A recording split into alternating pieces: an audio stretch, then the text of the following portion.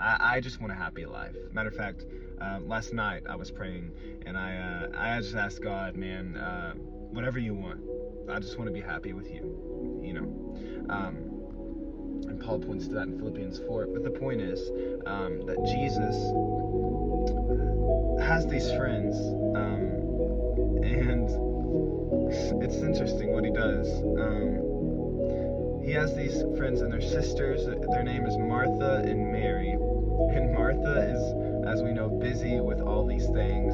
And Jesus points to Mary to illustrate that she chose the better thing.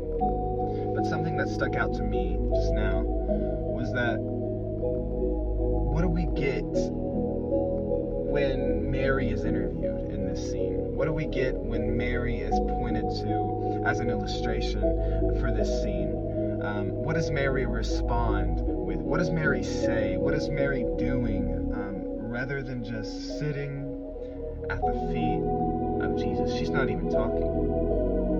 And yet, Jesus says that she chose what is right. There are moments in time where we need to pray. There are moments in time where we can turn on worship music, and there are moments in time to read the Bible.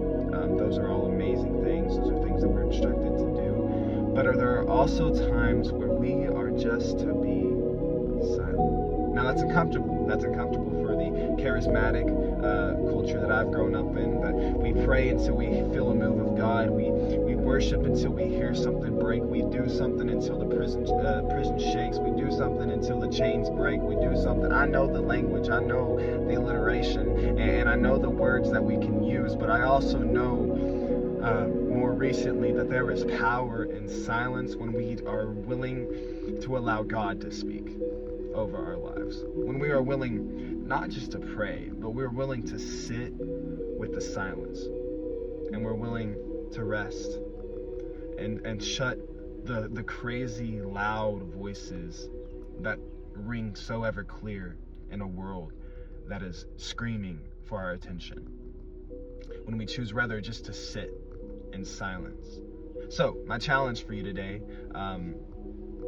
is to maybe you're using your phone anyway to hear more of the voices. Why don't you use your phone to turn to the clock app and set a timer for 2 minutes, if that's all you have. If you don't have enough time, set it for 2 minutes, because you have 2 minutes.